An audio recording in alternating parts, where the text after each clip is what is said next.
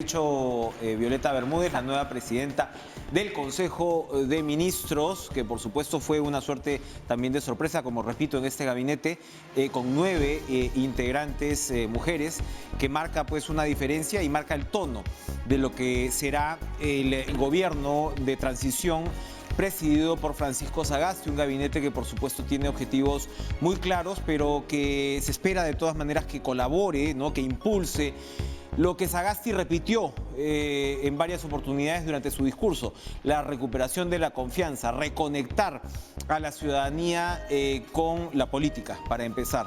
Y recordar pues que la política, como nos lo han además recordado de manera contundente las masas de jóvenes que protestaron en los días pasados, no es de ninguna manera pues una actividad ajena a la ciudadanía, todo lo contrario. Vamos a conversar con Violeta Bermúdez, presidenta del Consejo de Ministros, a quien le damos la bienvenida esta noche. ¿Cómo está, primera ministra? Gracias por estar con nosotros. Muchas gracias, al contrario, gracias por la invitación, señor Chávez. Felicitaciones por su designación y suerte en su gestión. Primero, antes de entrar a lo que va a ser sin duda pues el carácter y la sustancia de lo que usted quiere imprimir en el Consejo de Ministros, tengo que preguntarle, en virtud a su especialidad de constitucionalista, sobre la decisión hoy del Tribunal Constitucional, que al parecer al final ha sido ni chicha ni limonada.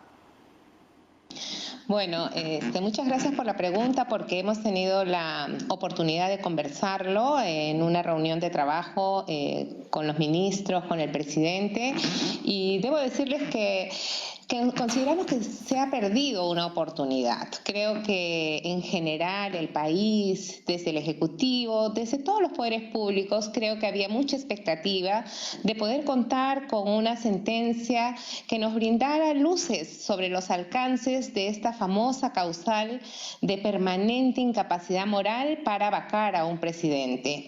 Como todas y todos sabemos, los efectos de esta sentencia son a futuros, entonces en realidad el Ejecutivo tenía mucha expectativa pensando en la, vamos a decir, la prevención de situaciones como las que hemos vivido recientemente, donde precisamente esta causal ha sido objeto de tanto debate y de tantas interpretaciones. Una lástima realmente, pero bueno, ha sido la decisión del tribunal y como toda decisión tiene que respetarse. Así es, y bueno, esperemos que de alguna manera esto también se vaya delineando hacia futuro, porque efectivamente esta causal por incapacidad moral permanente permanece lamentablemente como una suerte de bomba de tiempo. Yo quería preguntarle un poco, antes de entrar en la materia del gobierno, sobre su trayectoria. La conocemos, por supuesto, como abogada constitucionalista relacionada con temas de género, pero revisando su hoja de vida, además de haber sido viceministra de la Mujer, usted pasó como jefa de gabinete de la presidencia del Consejo de Ministros, lo cual es un dato muy interesante porque nos da cuenta que usted conoció el monstruo desde dentro. La presidencia del Consejo de Ministros es una cartera muy compleja, precisamente por su carácter de coordinación y por darle pues coherencia a un gobierno. ¿Cómo fue esa experiencia en ese momento? Muchas gracias por la pregunta, porque me permite también reconocer que tuve la oportunidad de ser jefa del gabinete de asesoras de la presidenta, de la primera presidenta del Consejo de Ministros, la doctora Beatriz Merino, con quien, bueno, tuvimos una experiencia muy interesante, porque también era la primera vez que una mujer llegaba a tan alta posición de coordinar a todos los ministros, y entonces la PCM no era tan grande como lo es hoy. La PCM tenía 3 secretarías, ahora tiene 8 secretarías, es más grande, y bueno, lo interesante también es que, bueno, el país también ha crecido, ¿no? Yo esa experiencia la tuve en el año 2003, pero me permitió conocer sobre todo en esa oportunidad el trabajo tan importante que tiene que hacer la presidencia del Consejo de Ministros por articular con los gobiernos regionales, con los gobiernos locales, porque no podemos olvidar, no podemos cerrar los ojos de que vivimos en un país, vamos a decir, estructuralmente centralista.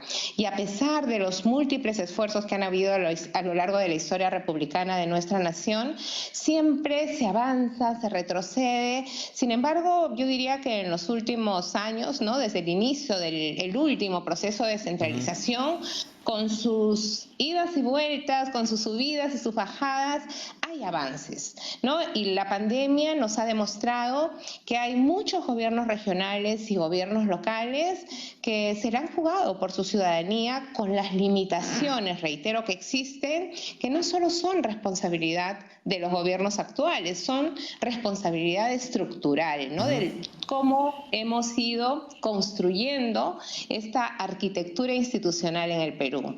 Por eso es que cuando el presidente Sagasti me invitó a poder liderar o coordinar el Consejo de Ministros, ¿no? Definitivamente no lo dudé, porque después de tener esa experiencia en la presidencia del Consejo de Ministros, estuve trabajando en un proyecto de la cooperación internacional, el proyecto Pro Descentralización de USAID, durante casi 13 años, con gobiernos regionales, apoyamos en la creación de la Asamblea Nacional de Gobiernos Regionales con asistencia técnica, y durante todos estos años también estuve vinculada con la presidencia del Consejo de Ministros, pero a través de la cooperación internacional.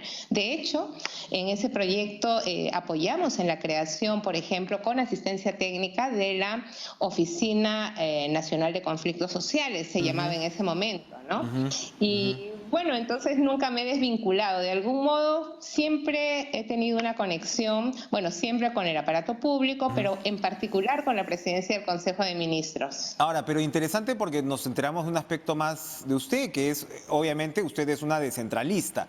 Y ahora mismo hay quienes cuestionan precisamente los alcances de ese proceso de descentralización.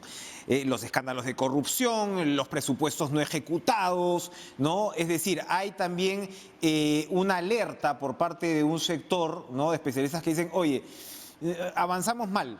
Esto hay que, de alguna manera, si no recentralizar, las políticas transversales tienen que recuperar una presencia. ¿Cuál es su posición al respecto, tomando en cuenta, obviamente, que ahora mismo pues, los gobiernos regionales van a jugar, tienen que jugar un papel para precisamente reactivar la economía, ¿no? Definitivamente, y yo creo que, como le decía, la centralización es algo estructural en nuestro país. Cuesta descentralizar, porque descentralizar es transferir no solamente recursos y poder. Y recursos, poder, van con responsabilidades. Y el objetivo de la descentralización es un medio, no es un fin en sí mismo. El objetivo es llegar a las poblaciones más alejadas de nuestro país, a las poblaciones más necesitadas. Y desde el nivel nacional es imposible. Ya vamos a cumplir 200 años de vida republicana, y durante todo este tiempo la mayor parte de nuestra historia ha sido centralista. La menor es descentralista. Entonces me parece que a veces también cuando analizamos, ¿no?, estos, por ejemplo, el problema de la corrupción. El problema de la corrupción ha existido lamentablemente también a lo largo de nuestra vida republicana. Y con la descentralización, lamentablemente, también se descentralizó parte de esa corrupción. Claro, exacto, se descentralizó parte de la corrupción. Entonces, lo que me parece que es fundamental, y esta es una de las líneas que queremos en este corto tiempo, que son 8 meses y un gobierno de transición, queremos impregnar y continuar fortaleciendo la política de integridad pública, para que servidores, servidoras públicas vean que su función es importantísima, pero que van a poder cumplirla si son servidores y servidoras públicas íntegros, y si definitivamente hay un compromiso efectivo con la corrupción. Y por supuesto que si se da el caso, la corrupción tiene que sancionar, como de hecho se está haciendo en tantos casos públicos que conocemos, ¿no? Pero es un problema, reitero, estructural, que requiere lamentablemente de todavía plazos, ojalá medianos, para poder encontrar soluciones. Pero definitivamente considero que este país requiere de gobiernos descentralizados para poder llegar a las poblaciones más alejadas y que más lo necesitan. Ahora, qué interesante que retrocedamos a este 2002 o 2003, donde usted participó en este proceso y como señala, pues después ha participado ya a la distancia, pero ha tenido relación, porque son estos prácticamente 20 años, digamos, la caída del fujimorismo, comenzamos este retorno a la democracia con un gobierno de transición, nada menos, ¿no? Exactamente, Valentín Paniagua asumió 20 años después, ¿no? Lo ha hecho Sagasti. Y claro, tenemos esta sensación de fin de ciclo, ¿no? De fin de ciclo Es curioso. que se interpreta exactamente o sea, fueron los 10 años del fujimorismo, después de los 80, 10 años del retorno a la democracia, y estos 20 años, si se quiere, de post-fujimorismo, de esta democracia de baja intensidad, como la llaman algunos politólogos. Pero hay como le digo, en el ambiente y la entrada de este gobierno marca de alguna manera esta suerte de fin de ciclo. ¿Cómo procesamos esto? Se está abriendo un debate sobre una asamblea constituyente. Evidentemente esto no lo van a resolver ustedes, pero ya en esta corta conversación usted ya me ha planteado 3 o 4 puntos que uno piensa, bueno, esto evidentemente necesitamos reformas de otro tipo. Necesitamos, y vuelvo a su especialidad de constitucionalista, necesitamos otro tipo de herramientas de relacionamiento político. ¿Cuál es su opinión al respecto? Sí, mire, en realidad nosotros tenemos un marco jurídico descentralista. Esto es una política pública, no es una política de Estado, no es de un gobierno. Y la centralización es un proceso constante. No es que hoy día empieza y luego acaba. Es un proceso constante porque precisamente es una forma de administrar el Estado para brindar servicios a las personas. O sea, el foco son las personas, ciudadanas, ciudadanos de todo el territorio nacional. La vía para hacerlo es la gestión descentralizada. ¿Y quiénes ejercen la gestión descentralizada? Desde el gobierno regional, que lo hace en nuestro caso a nivel de circunscripciones departamentales, porque lamentablemente el proceso hasta ahora no ha logrado formar auténticas regiones de acuerdo al diseño inicial de la descentralización. Trabajamos con gobiernos regionales sobre circunscripciones departamentales, pero luego viene la escala municipal, provincial, local, pero también hay municipios de centros poblados, hay comunidades, o sea, uno va llegando, o sea, uno se va introduciendo en el territorio nacional y va encontrando pues unidades cada vez más pequeñas, y a más pequeña la unidad hay una vinculación con los servicios más limitados. El Estado, la descentralización tiene por objetivo llegar a ese último centro poblado, a esa última comunidad, a través del gobierno descentralizado. Porque imagínense de qué tamaño tendría que ser el gobierno nacional para llegar, y los costos que estén viajando de Lima para llegar, no sé, imagínense a Condorcanqui. Yo he trabajado también en la zona de Amazonas, y para llegar a Condorcanqui ahora felizmente hay un vuelo a Jaén, pero de ahí hay que ir por tierra, o ir por Tarapoto, o ir por Chiclayo. Entonces tenemos también un territorio muy difícil de llegar, ¿no? Entonces, por una cuestión, vamos a decir, primero, del conocimiento de las necesidades del territorio, porque una autoridad local que reside allí, que vive allí, sabe cuáles son sus necesidades. No son las mismas las necesidades de las poblaciones rurales que las poblaciones nativas de la Amazonía o indígenas de la Amazonía, que del sector urbano. Y dentro del sector urbano también hay diversidad. Entonces, para atender esa diversidad se requiere de niveles descentralizados de gobierno.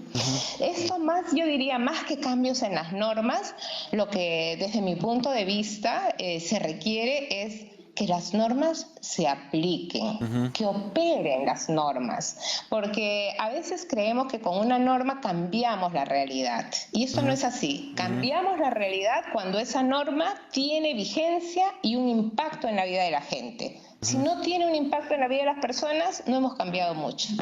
Perfecto.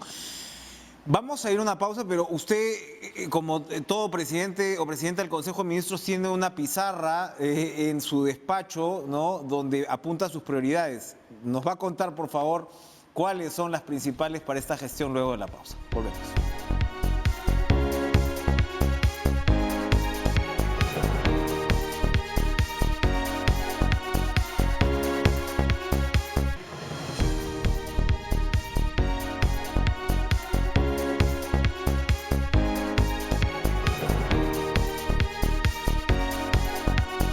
primera ministra Violeta Bermúdez, ayer, ¿no?, se reportaron 892 contagios y 85 fallecidos por COVID. Hoy, entre comillas, afortunadamente son 777 contagios apenas y solo, otra vez, entre comillas, porque siempre hay que lamentarlo, 44 fallecidos. Esta tendencia, sin duda, pues optimista, contrasta con lo que está ocurriendo en otros puntos del globo. Estados Unidos, Nueva York mismo está viendo si vuelve a cerrar, Europa ni qué decir. ¿Cómo se ven las perspectivas? Usted, por supuesto, ya tiene que haber conversado con Pilar Macetti, que ha retornado al Ministerio de Salud. ¿Y cuál va a ser el énfasis que le pondrá el actual gobierno a la lucha contra la pandemia?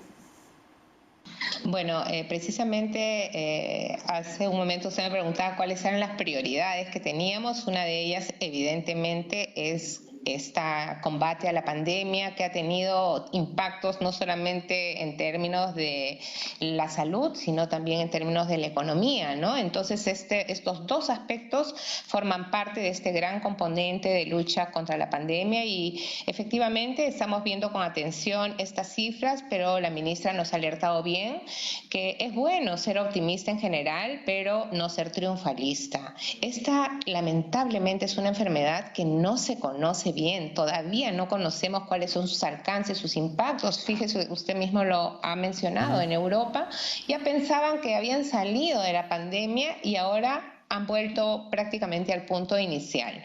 Nosotros tenemos de algún modo esa lección para mirar y para tratar de no ser tan triunfalistas. Por el contrario, nosotras hemos conversado esta tarde, la ministra nos ha informado y nos ha alertado de que vamos a continuar reforzando toda la estrategia sanitaria que se ha venido implementando. Queremos seguir fortaleciendo las medidas también de cuidado.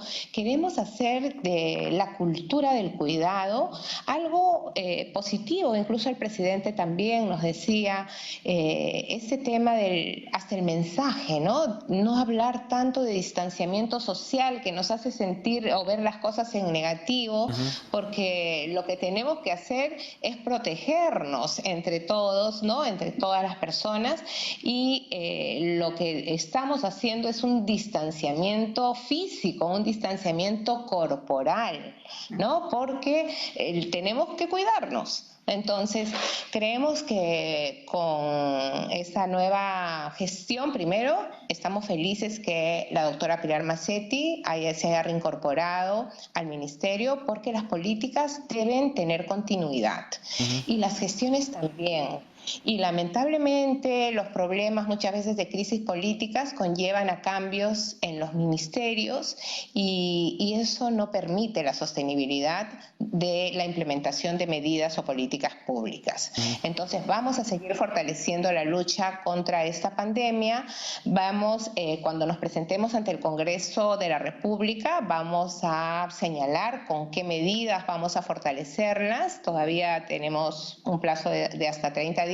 Bueno, ya nos quedan 29 para poder hacer esto y espero que podamos en esa oportunidad compartir en mayor detalle las medidas concretas que vamos a continuar implementando para la lucha contra la pandemia. Y efectivamente usted va a tener que armar de alguna manera su plan de políticas y, como señala, nos iremos enterando particularmente ya en la coyuntura de su presentación ante el Congreso. Pero para terminar, sí quería preguntarle algo en lo que usted debe tener una ambición personal, lógica, debido pues a su trayectoria y a lo que es de alguna manera pues un clamor en el país, que es el de la brecha de género.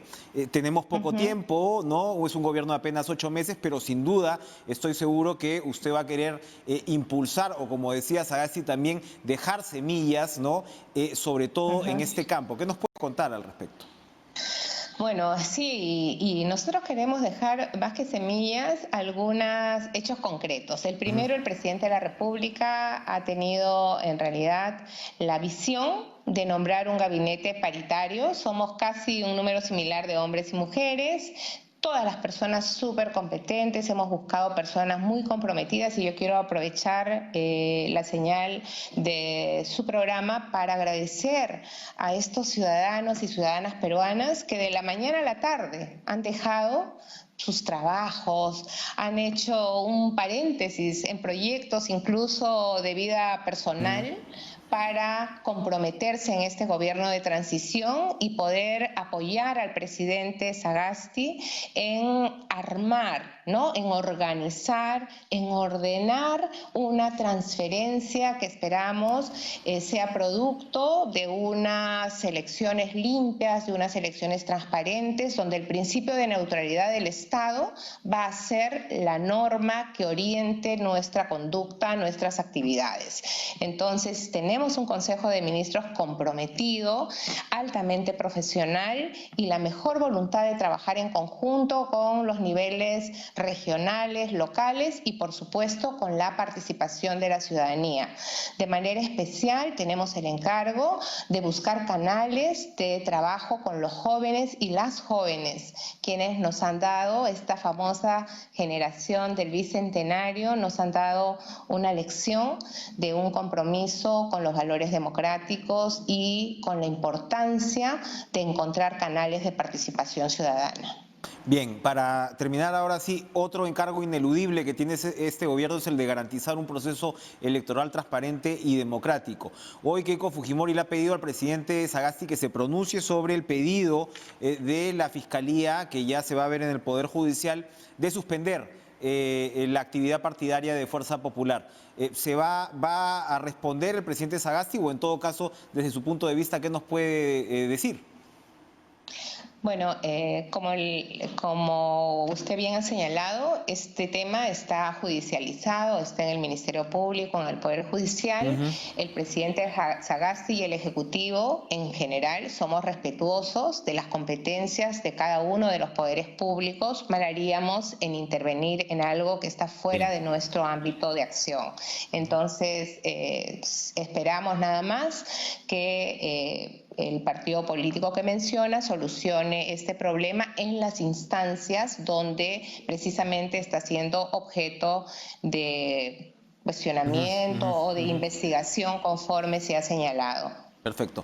Violeta Bermúdez, gracias por esta primera conversación. Suerte, por supuesto, en su gestión como presidenta del Consejo de Ministros en una situación tan dramática para el país, pero de todas maneras, pues que se ha abierto una ventana de perspectiva, de esperanza y de optimismo, como tiene que ser, sobre todo pues en situaciones como esta y de cara al Bicentenario, porque el país se lo merece. Gracias por estar con nosotros esta noche. Muchas gracias y muy buenas noches. Buenas noches. Vamos a ir a una pausa, pero regresamos para hablar precisamente de esta decisión del Tribunal Constitucional tan controversial de la respuesta de declarar improcedente la demanda competencial sobre la incapacidad moral permanente, para conversar con uno de los que votaron a favor de la demanda, con Eloy Espinosa Saldaña, miembro de esta Corte. Volvemos.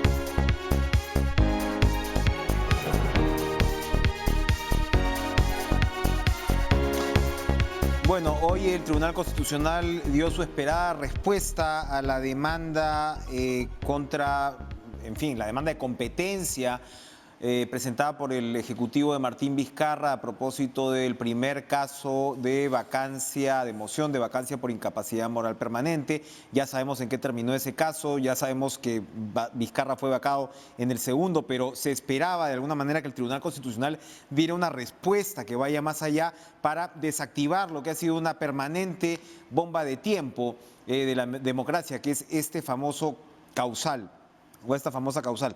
El tribunal ha declarado improcedente esta demanda y estamos con Eloy Espinosa Saldaña, uno de los 3 magistrados en este caso, con el señor Ramos, con la señora Marianela Ledesma, la ponente, por cierto, que votaron a favor de esta demanda. Ha sido el voto en minoría, pero que sin duda pues tiene consecuencias. Doctor Espinosa Saldaña, gracias por estar con nosotros. Consecuencias.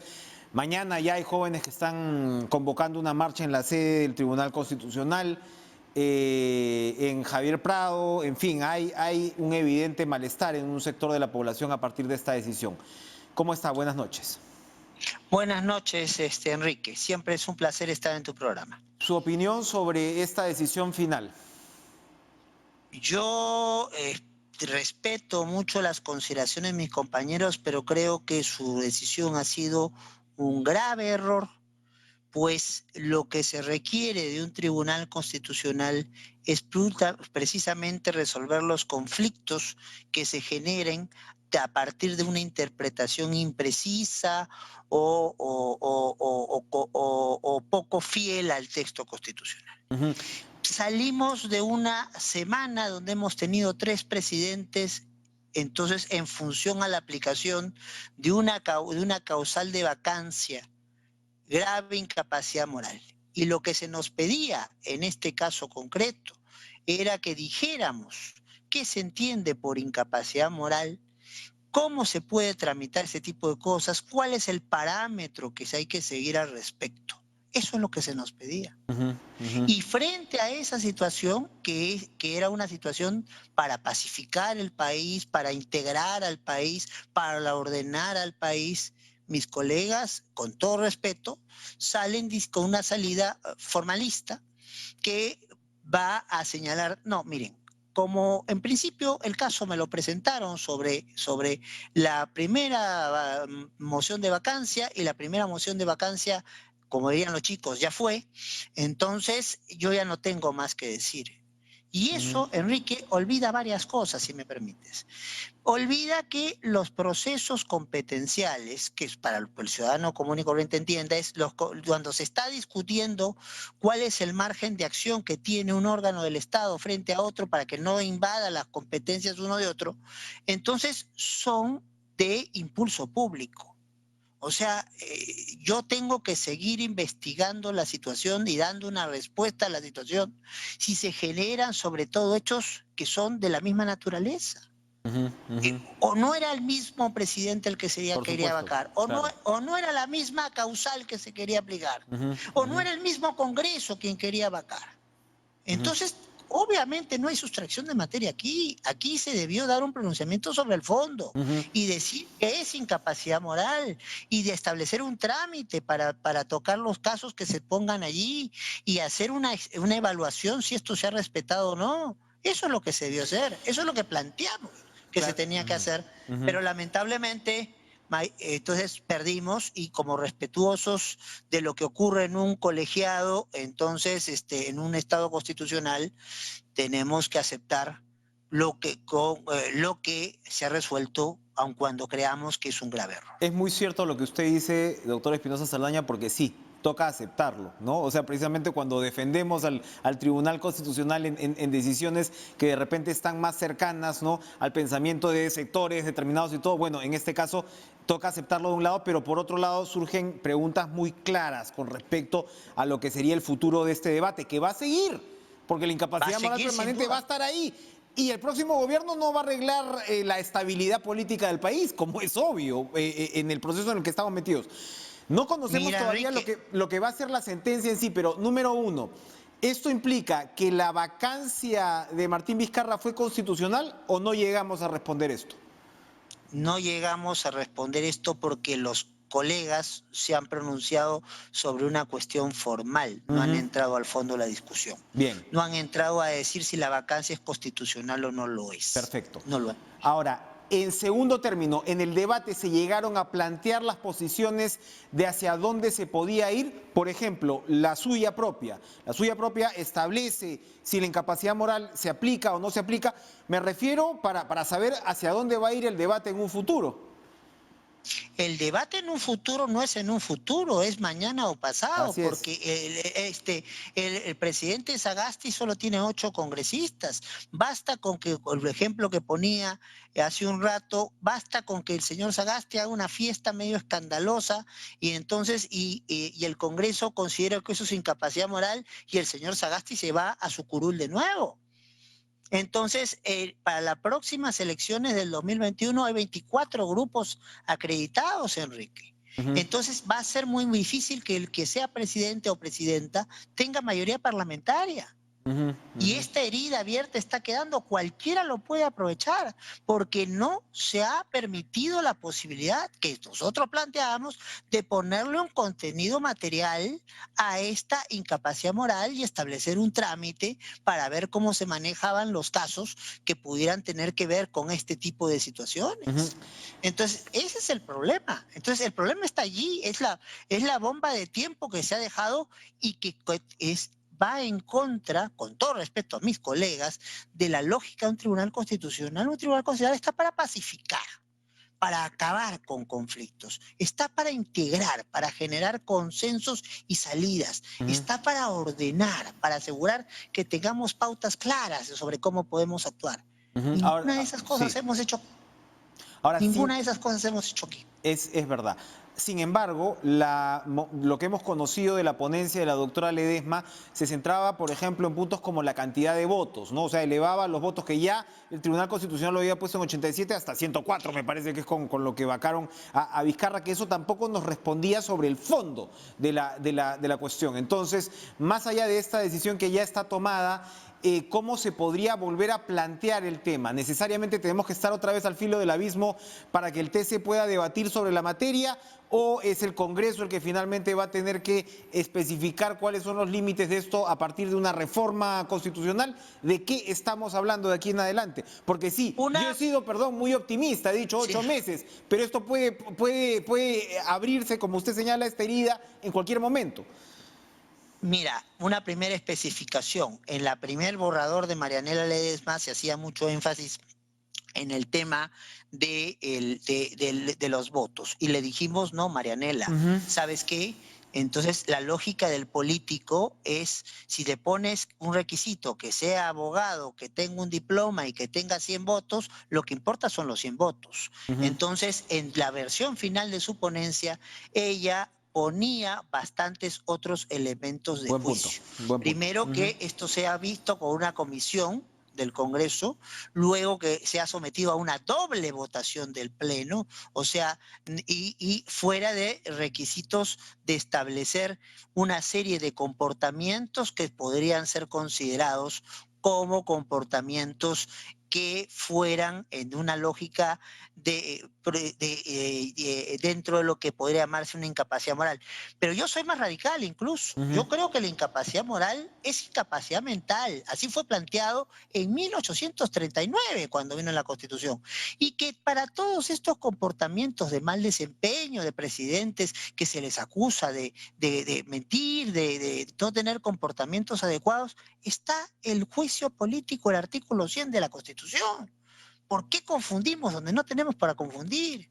Cuando ya tenemos un trámite previsto, la vacancia, Enrique, en cualquier libro de texto constitucional te lo dice, es un hecho objetivo que te demuestra que no estás en condición de ser presidente. Por eso, causal de vacancia es muerte. Causal de vacancia es renuncia. Causal de vacancia es te dieron un permiso para salir y te quedaste un mes fuera. O no te dieron permiso y te fuiste. Cosas objetivas. No es un mecanismo de control político, es un control institucional de constatar si estás en condición de ejercer el cargo. Entonces, las cuestiones de mal desempeño se trabajan en los países que tienen juicio político, en el escenario del juicio político. Nosotros lo tenemos.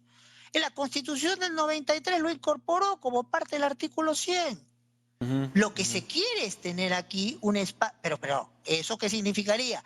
Que habría una comisión de acusaciones constitucionales, que habría un paso por una comisión permanente, que habría después una votación del Pleno, y eso es lo que no se quiere, y hay que decirlo. Lo que se quiere es tener una puerta abierta para rápidamente y de manera express sacar a quien nos parezca inconveniente.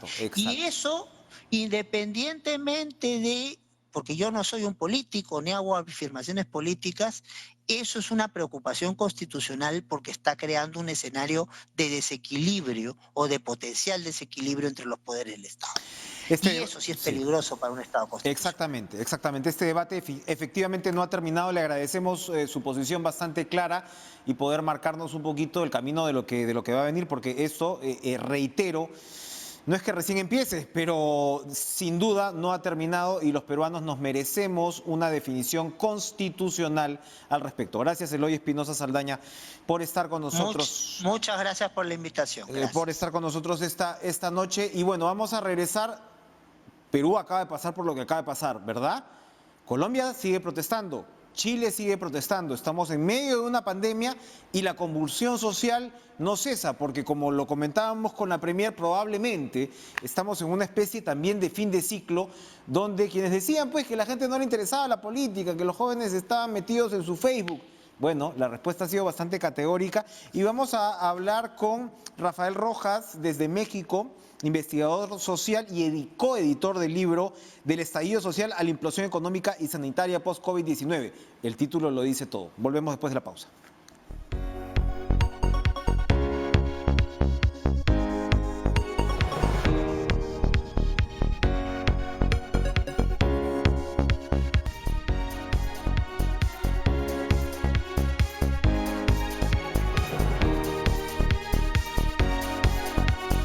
Hablando de esta campaña tan simpática de TV Perú,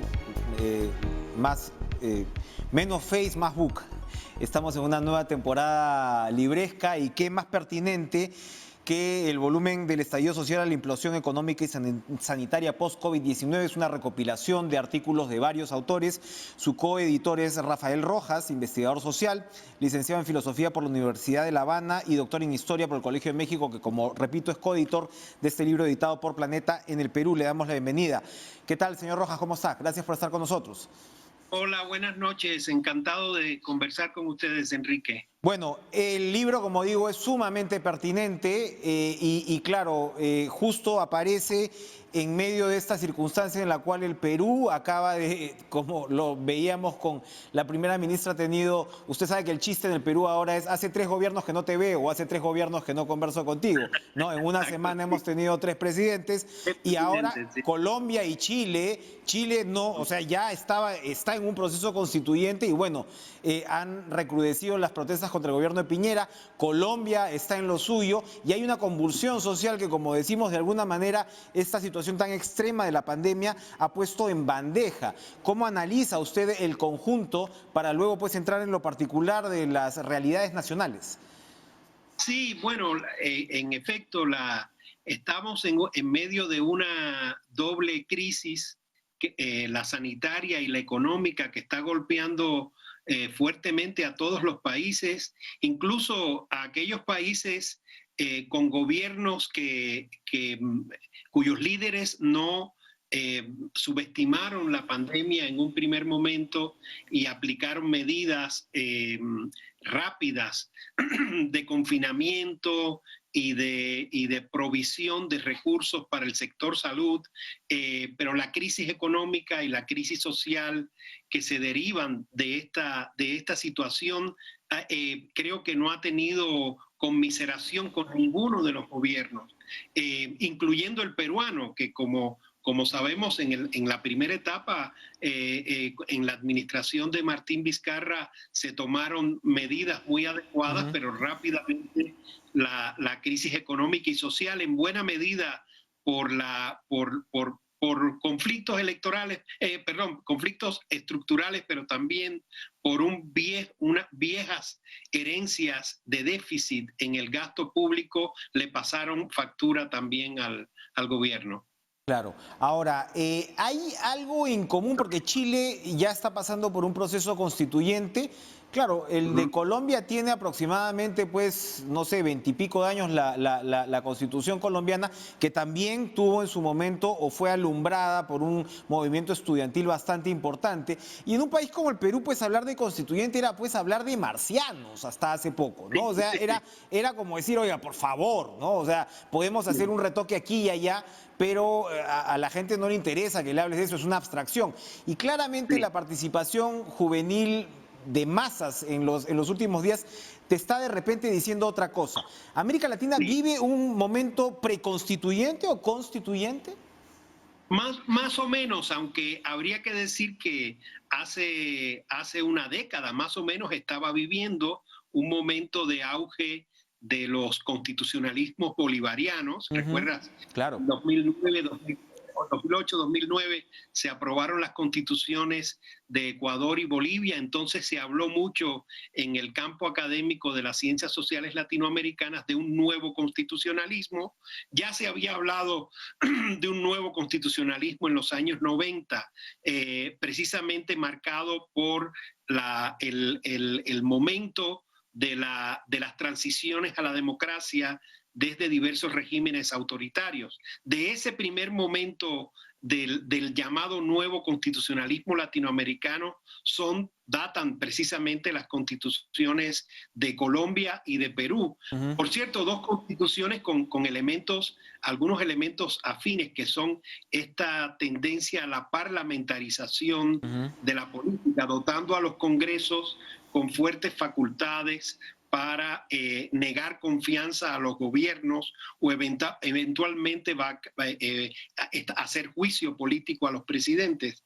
Aunque, claro, la diferencia, creo yo, entre el caso peruano y el colombiano es que en Colombia esa constitución no fue acompañada por una diseminación del sistema de partidos como hubo en Perú después de la caída de Fujimori, desde los primeros años de este siglo. En Colombia, aún así, prácticamente se acabó el bipartidismo, pero como usted señala, no ha sido no llega a esta atomización. Todavía uno reconoce a liberales y conservadores más o menos en las tendencias que se van viendo.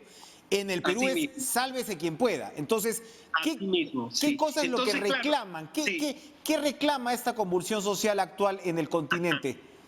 Bueno, mi primera respuesta sería que habría que ver si realmente este efecto constituyente que se ha dado en Chile de manera emblemática tiene contagio en otras zonas. Me parece claramente que tiene algún efecto en el caso peruano, pero no estoy tan seguro de que se extienda por toda la región. Ahora, lo que hicimos nosotros en este libro, que coordinamos con mi colega Vani Petiná, los dos somos profesores del Centro de Estudios Históricos del Colegio de México, y lo que hicimos desde los primeros meses de este año fue tratar de trazar un itinerario de los estallidos sociales, es decir, no quedarnos con la marca, digamos, coyuntural de esos estallidos entre el 2019, sino rastrearlos un poquito más atrás, entre el 2016 y 2017, digamos, como siguiendo una ruta, ¿no? Como una especie de mapa de los estallidos. Y encontramos que en los primeros países donde hubo estallidos sociales populares, multitudinarios, con una clarísima participación protagónica, diríamos, de la juventud, fue precisamente en países gobernados por la izquierda, en Brasil, por ejemplo, en Venezuela, en Nicaragua, en Ecuador y Bolivia empezaron los primeros brotes de estallidos sociales. Ya entre el 2018 y 2019 fue que se extendió a otros países, ¿verdad? Como Colombia, Chile, ya la Argentina, finales de la Argentina de Macri, ahí ya, ¿verdad? En ese tramo, y ya posteriormente a Perú y otros países andinos. Por cierto, también otros países que muchas veces no son tomados muy en cuenta en el debate latinoamericano, como Puerto Rico, vivieron ese tipo de estallidos sociales. Y claro, invitamos a un conjunto de académicos y académicas jóvenes de los respectivos países para que hicieran una intervención en esos procesos e intentaran explicarnos qué es lo que estaba pasando. En el caso del Perú, por ejemplo, nos hizo un ensayo muy bien escrito, muy elocuente, el académico Alberto Vergara, de la Universidad del Pacífico. Él habla del Aleph peruano. Luego, cuando llegamos cuando reunimos todos los ensayos, se precipitó la pandemia y decidimos incluir también algunas reflexiones de los autores sobre la forma en que los gobiernos estaban enfrentando la crisis sanitaria.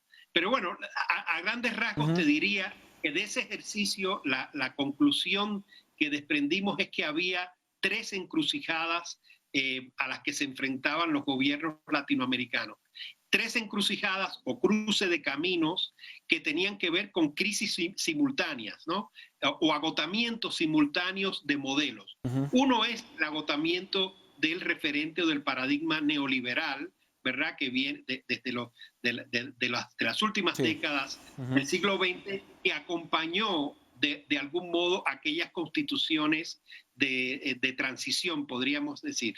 Luego es el agotamiento de otro modelo que se hizo evidente con el colapso de Venezuela y el deterioro enorme de la unidad del gobierno sandinista en Nicaragua, que es precisamente la crisis del modelo bolivariano o de los llamados socialismos del siglo XXI. Y el tercer reto, la tercera encrucijada, es el ascenso de estos nuevos populismos, que estamos viendo lo mismo desde la derecha, como el caso, digamos, emblemático es el de Jair Bolsonaro en Brasil, pero hay elementos también de populismos de izquierda que persisten en los gobiernos bolivarianos y que observamos también en el caso del gobierno de Andrés Manuel López Obrador en México. Oye, sí, por favor, sí.